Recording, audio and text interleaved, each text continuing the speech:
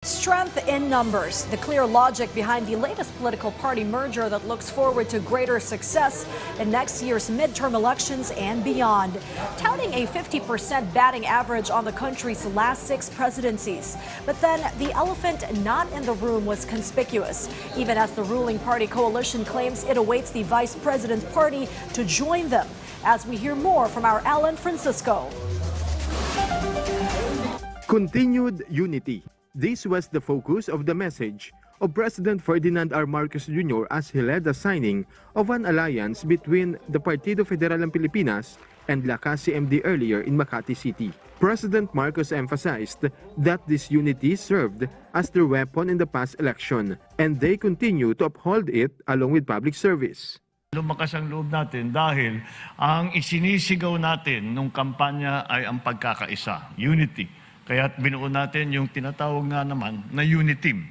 And ito naman, nakita naman natin na tanggap ng taong bayan ang ating mensahe tungkol sa pagkakaisa. At bukod pa doon, nung tayo matagumpay na sa ating kampanya, matagumpay na tayo sa eleksyon, ang dinala natin, ipinagpatuloy natin yung ating pagkakaisa. Dahil nasimula natin yung tinatawag natin na whole of government approach, na lahat ng bahagi, lahat ng ehensya, lahat ng departamento ng pamahalaan ay sabay-sabay ang galaw. At hindi lamang kagaya ng dati, kung minsan sinasabi, itong mga project na ito sa DPWH lang yan, ito sa DOH yan, hindi na tayo ganun ngayon. Tayo ay nagkakaisa.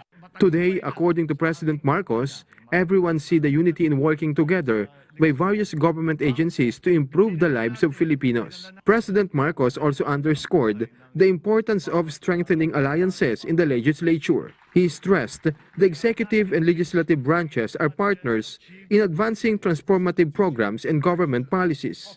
We have to position the Philippines in a way that will take full advantage of the new economy.